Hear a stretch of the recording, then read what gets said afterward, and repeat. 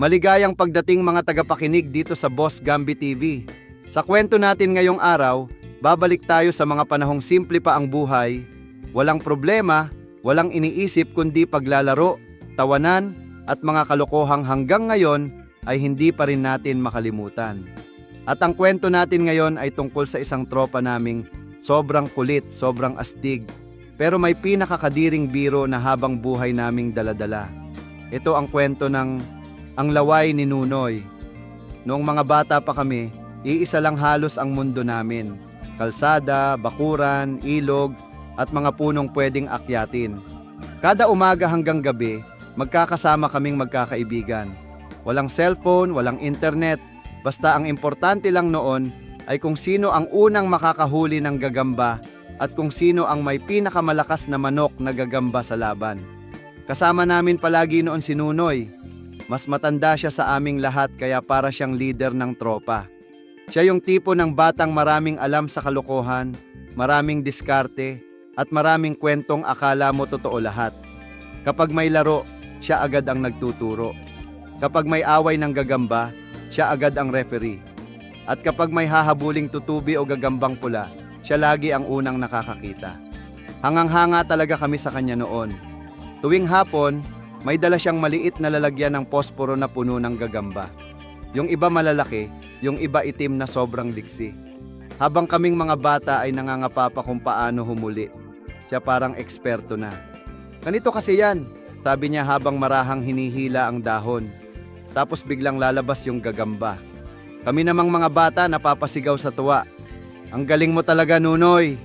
Sigaw ni Toto habang tumatawa. Ngumingisi lang siya habang nakataas ang noo na parang tunay na kampeon. Pero kahit magaling si Nunoy sa lahat ng laro, meron siyang ugaling sobrang nakakabwisit at nakakadiri. Mahilig siyang magpahid ng laway. Oo, laway. At hindi simpleng laway lang.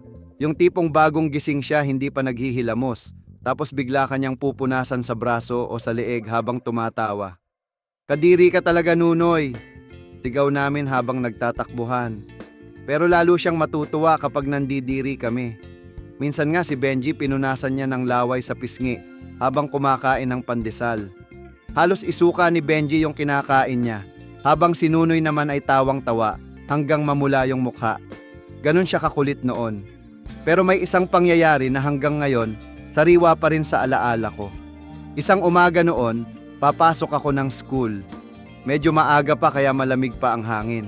Tahimik pa ang kalsada at may amoy pa ng bagong saing na kanin mula sa mga bahay-bahay.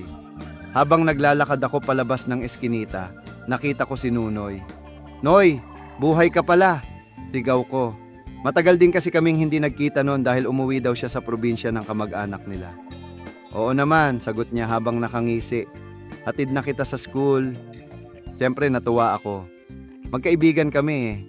Inakbayan ko pa siya habang naglalakad kami papunta sa paaralan. Habang naglalakad kami napapansin kong lingon siya ng lingon sa akin. Akala ko may gusto lang siyang sabihin. Minsan tumatawa siya mag-isa.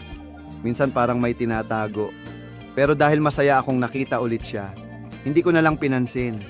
Habang naglalakad kami, kwento siya ng kwento tungkol sa mga nahuli daw niyang gagamba sa kabilang barangay. Kesyo sobrang lalaki daw at sobrang tapang. Hanggang makarating kami sa school. Pagpasok namin sa gate, may mga kaklase akong nakatingin sa akin habang pigil na pigil ang tawa. "Bakit?" tanong ko.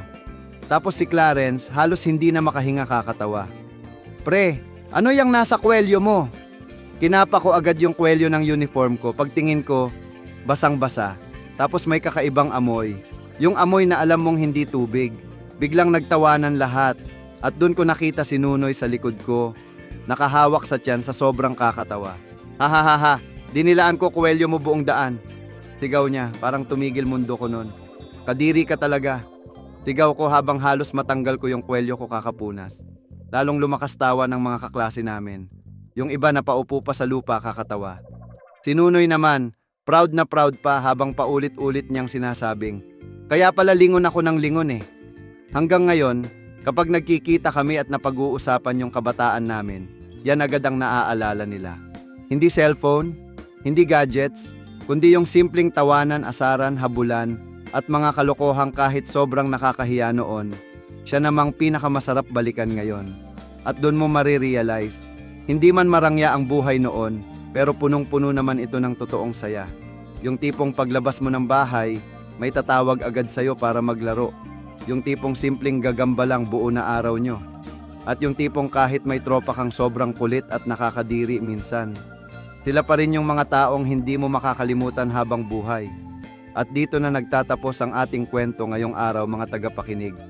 Sana kahit papaano, naibalik tayo ng kwentong ito sa mga panahong wala pa tayong iniisip kundi maglaro, tumawa, at gumawa ng masasayang alaala kasama ang ating mga kababata. Maraming salamat sa inyong pakikinig dito sa Boss Gambi TV.